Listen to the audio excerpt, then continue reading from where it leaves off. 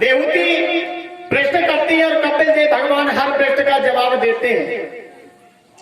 माता देवहूति ने पूछा कपिल देव भगवान से, हे प्रभु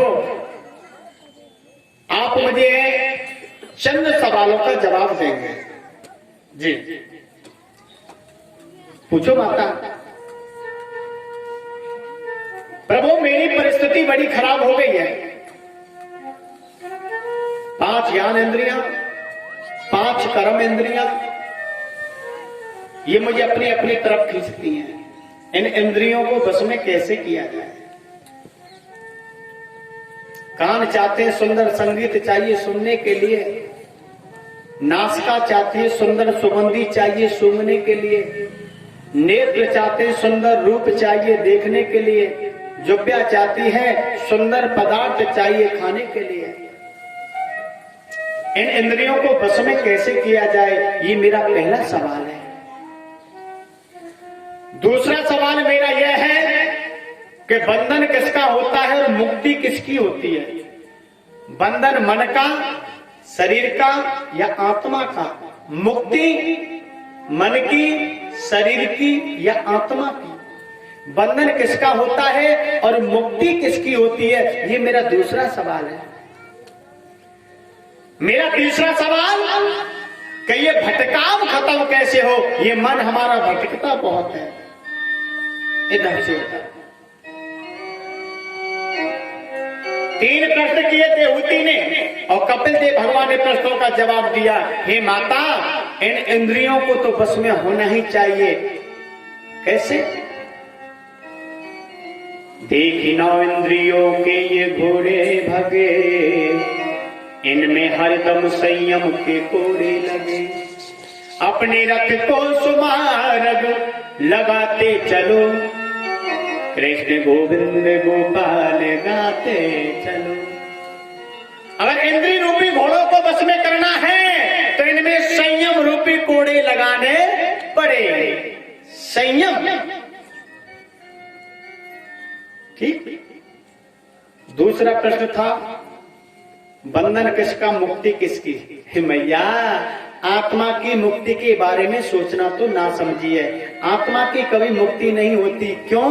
क्योंकि जिसका बंधन नहीं होता तो उसकी मुक्ति नहीं होती। आत्मा का क्या बंधन है? नहीं है ना।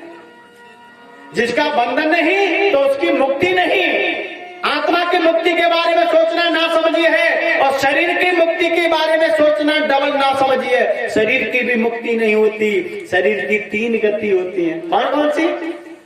शरीर को फेंक दोगे जंगल में तो गिदड़ खा जाएगा, जमीन में गाड़ दोगे तो कीड़े बन जाएगा शरीर, जला दोगे तो मुट्ठी राख बन जाएगा शरीर। चौथी गति तो होती ही नहीं है। हाँ, बंधन और मुक्ति का कारण केवल मन होता है। ये मन कैसे? मन के हार हार है, मन के जीते जीत, मन ही मिलावत राम सो मन ही करत फजीत।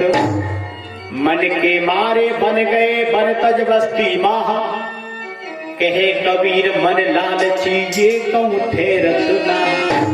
ये मन गत है अटपटी खटपट लखे न कोई, और जब मन की खटपट मिटे तो चटपट दर्शन। अरे भैया, जादना मन की खटपट मिट जाएगी, बादना तुमको भगवान को दर्शन है जाएगा। मन भटकता बहुत है, मन घूमता बहुत है। कवि सम्मेलन होते हर जगह होते हैं। कहीं कभी सम्मेलन हो रहा था, एक महात्मा जी पहुंच गए। महात्मा जी कहने लगे, भैया हमारा मन होता है कविता गा लें। सब लोग हंसने लगे। बाबा क्या गाएगा? श्री कृष्ण गोविंद हरि मुरारे हे नाथ नारायण वासुदेव, इसे गाएगा या फिर उसे गाएगा रघुपत राघव राजा राम पतित पावन सीताराम। महात्मा जी बोले, ज्यादा लंबी कविता नहीं है, 2 लाइन की कविता है, ज्यादा समय नहीं लेंगे। हाँ, माइक दे दिया आपने। बाबा कविता गाने लगे। साहब कौन सी कविता है? मेरा दिल कभी दिल्ली कभी लंदन, मेरा दिल कभी दिल्ली कभी लंदन, मेरा दिल कभी दिल्ली कभी लंदन, मेरा दिल कभी दिल्ली कभी लंदन, मेरा दिल कभी दिल्ली कभी लंदन, मेरा दिल। बाबा बाबा ये क्या है, ये क्या है? मेरा दिल कभी दिल्ली कभी लंदन, ना कोई लय ना कोई सुर है ना कोई ताल है, मेरा दिल कभी दिल्ली कभी लंदन। महात्मा जी बोले बेटा जाके लय सुर ताल मत देख, जाके रफ्तार दे, जाके रफ्तार देख। मेरा दिल कभी दिल्ली तो कभी लंदन, एक सेकंड में दिल्ली तो एक सेकंड में लंदन, इसकी रफ्तार देख। मन हमारा भटकता बहुत है, मन को अनासक्त बनाओ। पहला तरीका होता है केवल सत्संग, संतों का सत्संग करना चाहिए। शंकर भगवान ने भी कहा माता पार्वती से, इस दुनिया में हर चीज सुलभ है। क्या क्या चीज सुलभ है? हमारे भारतवर्ष में देख लो आप, ऐसे ऐसे लोग होंगे जो चंद्रमा की दौड़ लगा देते हैं, सागर की गहराई नाप लेते हैं, 5 साल का बच्चा सिंह के दांत गिन देता है, एक अनाथ आश्रम में पला हुआ बालक इस देश का प्रधानमंत्री बन जाता है। ये सब सुलभ है, तो दुर्लभ क्या है? बोले दुर्लभ, बोले दुर्लभ है सत्संग, दुर्लभ है सत्संग। संतों का सत्संग करना चाहिए। और सुनो, सत्संग कैसे होगा? बोले जब तक भगवान के बारे में जानकारी नहीं होगी तब तक सत्संग नहीं कर पाओगे।